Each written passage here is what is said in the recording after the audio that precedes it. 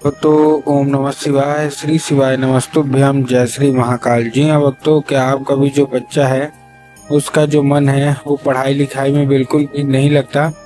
आप लोग बहुत ज़्यादा परेशान है उसकी पढ़ाई के लिए कि आखिरकार हमारा जो बच्चा है वो पढ़ता क्यों नहीं है। जब भी आप उसको पढ़ाने के लिए बैठाते हो तो कहीं वो घूमने चला जाएगा, कहीं वो खेलने चला जाएगा, कहीं वो कुछ करेगा, कहीं कुछ, लेकिन पढ़ेगा बस बिल्कुल भी नहीं।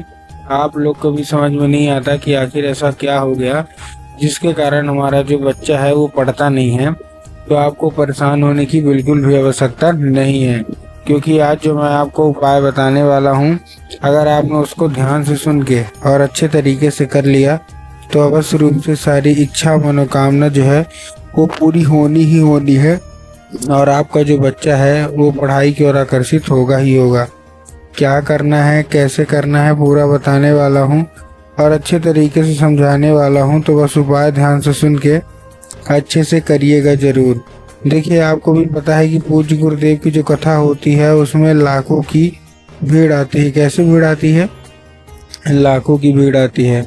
और जब गुरुदेव की कथा में लाखों की भीड़ आती है तो हाँ, ज़्यादातर जो भक्त होते हैं वो क्या करते हैं, पत्र के द्वारा अपनी इच्छा और पत्र के द्वारा अपनी मनोकामना जो होती है वो गुरुदेव तक पहुंचाते हैं।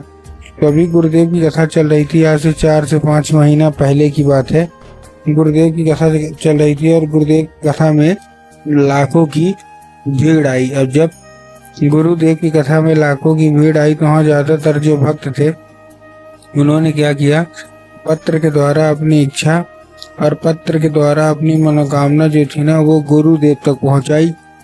अब जैसे ही गुरुदेव के पास पत्र पहुंचा और गुरुदेव ने पत्र पढ़ा तो वहाँ गुरुदेव ने देखा कि ज़्यादातर जो भक्त हैं उनकी क्या है, केवल और केवल एक ही इच्छा और एक ही मनोकामना है कि गुरुदेव, हमारा जो बच्चा है ना उसका जो मन है वो पढ़ाई लिखाई में बिल्कुल भी नहीं लगता। कृपया करके कोई उपाय बता दें ताकि हमारे बच्चे का जो मन है वो पढ़ाई की ओर लगने लगे।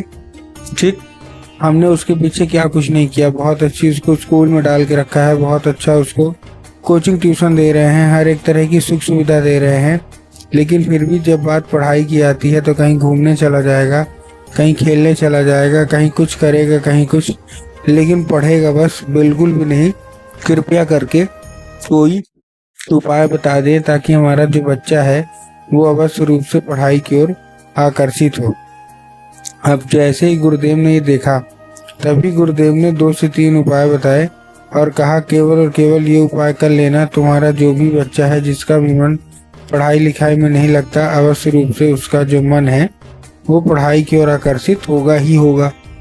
अब जैसे ही गुरुदेव ने क्या किया, अब जैसे ही गुरुदेव ने ये उपाय बताया तो लोगों ने जा जाके इस उपाय को घर में करना शुरू कर दिया। अब जैसे ही लोगों ने जा जाके इस उपाय को घर में करना शुरू कर दिया, वही लोग गुरुदेव की कथा में मात्र 1 से 1.5 महीने के बाद वापस आए।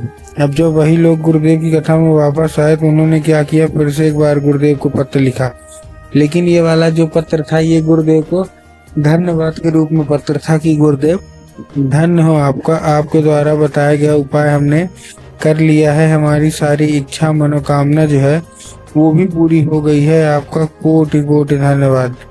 तो देखिए, जो लोग भी मेरी आवाज़ अभी सुन रहे हैं ना, अगर आपको भी जानना है कि आखिर ऐसा कौन सा उपाय है जिसको करने मात्र से इच्छा मनोकामना जो है वो पूरी हो जाती है, तो चलिए हम बताते हैं आपको आज की इस वीडियो के माध्यम से कि आपको करना क्या है।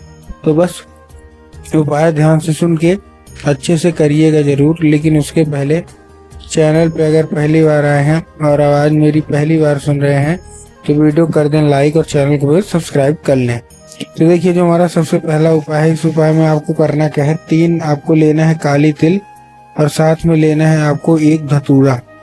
क्या लेना है?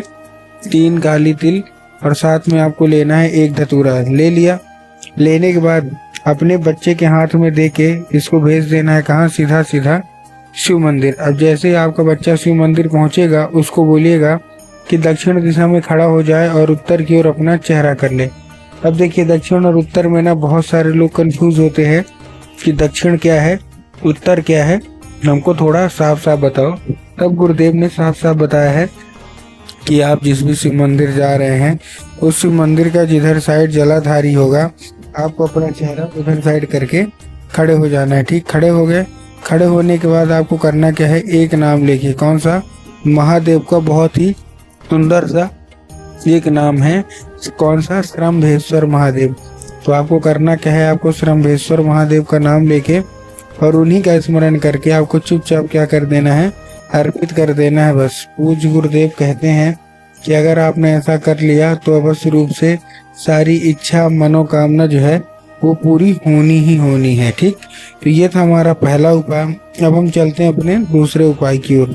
अब देखिए जो हमारा दूसरा उपाय है, इस उपाय में आपको करना क्या है, इस उपाय में सिंपल सा, आपके घर में माता सरस्वती की फोटो या मूर्ति होना अति अनिवार्य है। अगर आपके घर में माता सरस्वती की फोटो या मूर्ति नहीं है तो आपको बाजार जाना है, माता सरस्वती की फोटो लाना है और घर में उनको स्थान दे देना है। ठीक, स्थान दे दिया। स्थान दे देने के बाद आपको शाम के वक्त में जब भी आपके घर में पूजा पाठ होती है तो वो जो लाल फूल है वो उठाना है और माता सरस्वती को क्या करना है, अर्पित करना है और माता से इसको औषधि के रूप में मांगना है कि माता हमारा जो बच्चा है वो बिल्कुल भी नहीं पढ़ता, कृपया करके हमको इसको औषधि के रूप में प्रदान करिए। अब क्या होगा, अब ये औषधि का रूप ले लेगा। औषधि का रूप ले लिया। औषधि के रूप ले लेने के बाद उसी रात जब आपका बच्चा अच्छे तरीके से खाना पीना खा के सो जाए तो आपको जो लाल फूल है वो उठाना है और अपने बच्चे के माथे पे 2 से 3 बार आपको क्या कर देना है, फेर देना है। पूज्य गुरुदेव कहते हैं कि अगर आपने ऐसा कर लिया तो अवश्य रूप से सारी इच्छा मनोकामना जो है वो पूरी होगी ही होगी और आपका जो बच्चा है उसका जो मन है वो पढ़ाई की ओर आकर्षित होगा ही होगा।